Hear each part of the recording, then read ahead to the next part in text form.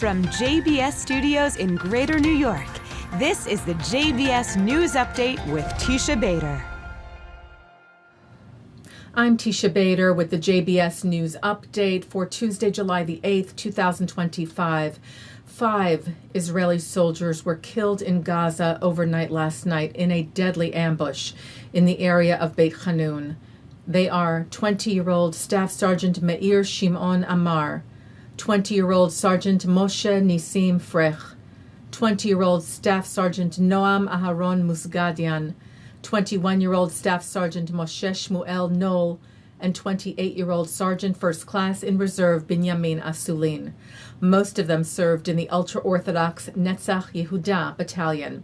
14 other soldiers were wounded in the incident, where the Times of Israel said 3 explosive devices were remotely detonated in quick succession by terrorists targeting the soldiers who were on foot, and that a Hamas terror cell also opened fire on the troops after the explosives went off.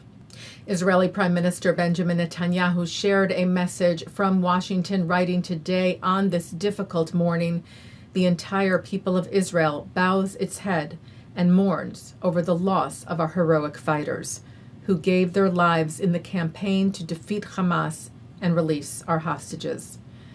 The 50 hostages who remain held captive by Hamas in Gaza have now been held for 641 days.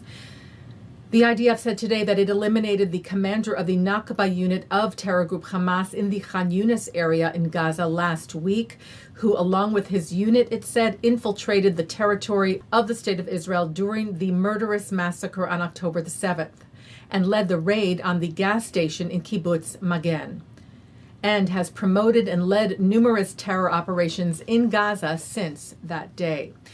The IDF also hit, it said today, a central Hamas terrorist in the Tripoli area in Lebanon and eliminated a commander in the Radwan force of terror group Hezbollah, who it said promoted numerous terror plans against Israeli civilians and IDF forces, including the plan to conquer the Galilee, and was involved in attempts to rebuild Hezbollah's terror infrastructure in southern Lebanon.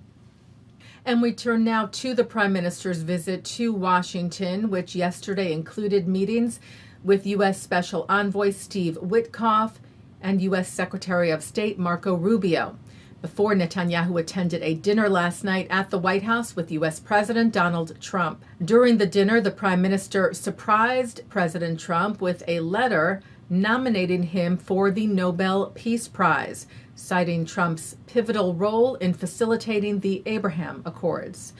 The Prime Minister today met with U.S. Vice President J.D. Vance at Blair House and later with Speaker of the House Mike Johnson on Capitol Hill. Netanyahu was slated to also meet with Senate leaders later in the day today.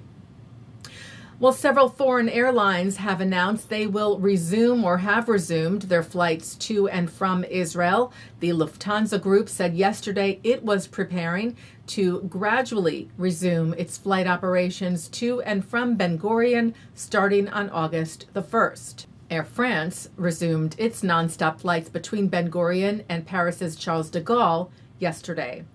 Well, turning now to New York, where Barnard College settled a lawsuit filed by Jewish and Israeli students alleging that the school had failed to address anti-Semitism on its campus. The Kasowitz law firm representing the plaintiffs in the suit said that Barnard, Stand With Us Center for Legal Justice, Students Against Anti-Semitism, and the Barnard student plaintiffs announced the settlement yesterday, which includes the school's commitment to implement important measures to address anti-Semitism on its campus and to ensure access and inclusion of all students to the college's educational mission and environment. Barnard President Laura Ann Rosenberry said the settlement reflects our ongoing commitment to maintaining a campus that is safe, welcoming, and inclusive for all members of our community. She said these new measures, including enhanced training and a dedicated Title VI coordinator, build on Barnard's existing policies and make our standards and expectations for treating one another, both on and off campus, crystal clear. The law firm's Mark Kasowitz praised Barnard's commitments, saying they are not only the right thing to do, but are essential to creating a welcome and inclusive campus for all members of the Barnard community. I encourage other colleges and universities to do the right thing and follow Barnard's lead. Taking a look now at our programming for tonight on JBS for Tuesday, July the 8th at 7 o'clock, ISGAP leaders Dr. Charles Asher Small and David Harris sit down with the Jewish Journal's David Suissa. At 8, Justin Pine speaks with author, scholar, and former Knesset member Dr. Aliza Lavie to talk about her book, Iconic Jewish Women. At 9, Rabba Sara Hurwitz is on L'chaim. At 10, it's Good Week Israel. At 10:30, an encore of the news. And coming up next, it's the ILTV's Insider. And that's the JBS News Update for Tuesday, July the 8th, 2025.